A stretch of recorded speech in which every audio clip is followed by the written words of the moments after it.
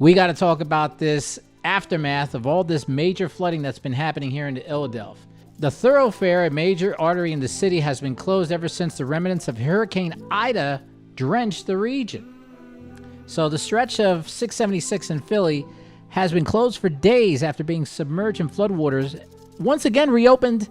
Vine Street Expressway between I-95 and Broad in Center City reopened in both directions after crews pumped out the last remaining water and cleared the mud debris that had been left behind, says the Pennsylvania Department of Transportation. Thoroughfare, which is a major artery, had been closed ever since the remnants of Hurricane Ida drenched the region, causing major flooding. Flooding on 676 was so bad that the water nearly reached the overpass. And you'll see pictures and videos and even people diving and doing like little triple somersaults dives off of the overpass. It's ridiculous. It basically turned a road into a river. Now, while the lanes were open between 95 and Broad, the stretch of 676 between Broad and I-76 is still closed in both directions as crews continue to try and clear the sediment and debris left behind because of the floodwaters. Now, let's add a little factor in also. This weekend, Made in America. You know Jay don't want no flooded place around there, and he doesn't even want any kind of muddy waters or anything like that. Shout out to Redman, Muddy Waters. There you go. Well, this is definitely an act of God. Yes, indeed. Hallelujah. I don't know. They were talking about what they're going to do with Welcome to America. They can only do what they can do. It's just this is definitely something that we were not expecting. You know, it does mark the anniversary of Katrina. Yep, 16 years. 16 years. 16 years. It's just, man. I mean, I myself, I was actually spared. Because usually I had power outages, I have a leak, I might have a leak in my house or whatever. Mm-hmm. I didn't have any issues, man, but my phone was blowing up like crazy. I had people, because it was like, you know, they send you the storm warnings. Yeah. I had like at least about 10 of them, man. 10 of them popping up and everything. And I know like a local township near me, they got hammered, man. Ooh. Like Chas Ford got flooded. They had to shut the museum down for a couple. They got to shut the museum down for a few days, man, and move all the Price's artwork to higher levels, man, because it might get flooded out and everything. It's real, man. It's real. But the problem is that PA, I don't think they offer flood insurance. I think you got to ask for it, man. That's correct. An interesting point about that. So yeah, GPS. I mean, a lot of people were really hit with this. I mean, if you look at some of the videos, like Mullica Hill.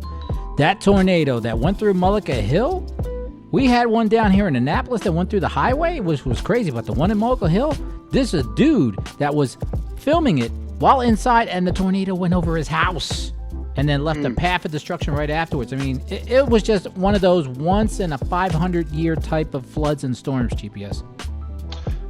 Well, let me tell you something. That's not the first one that went through Mullica Hill. A few years ago, they had one that went through there and caused a whole bunch of devastation and destruction. Mm-hmm. As a matter of fact, I was supposed to run a route going up north to, it would have had to be Connecticut, Rhode Island, Vermont, somewhere up that way. Mm-hmm.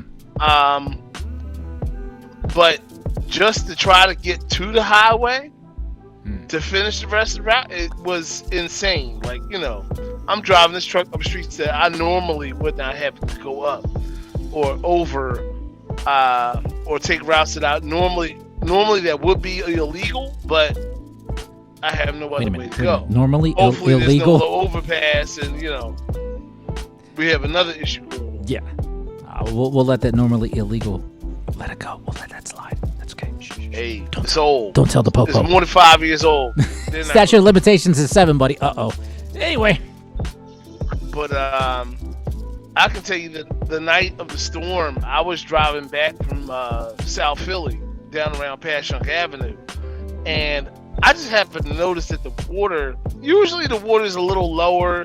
You can kind of see the columns of the supports for the bridge and all that. Yep. Well, not that night. The water, where they put the lights at, where they installed those new lights, the water was just about even with the lights. Oh, wow! Which means it's just about even with the highway. Mm-hmm. Now, this is on my way back, so you figure about 1 o'clock, 1:30. This is happening on my way. You know, after I drop the truck off in Jersey, I come back home, or I'm on my way home, and unbeknownst to me, this is when the Vine Street Expressway is just starting to flood. Somebody had, driven down the road, hydroplaned across some water, hit a light pole. Damn. It's still laying in the road, and he's sitting perpendicular to the median. So it's like, wow, this thing's really getting bad. Well, as I drive further up to Lincoln Drive, where I would normally get off to go home, you can't get off at Lincoln Drive. You can't get off at Kelly Drive, which means you have to get off at Ridge Avenue, because those are the only 3 exits. Yep. Kelly, Lincoln, or Ridge Avenue. Well, you get off at Ridge Avenue, and of course, it's a sign that says no right turn. You can only make a left. Well, guess what? If you look at any footage from East Falls that night, you're going to see why you can't make a left turn. You can only make a right, because the whole intersection is flooded from where you get off at the right there where you get off at the highway. Yep. All the way over to Wissahickon Transportation Center, which means that all of that is underwater, and that whole falls structure is flooded. Okay, and whatever water that did not make it out of the creek has now come down Lincoln Drive and is now flooded out the intersection.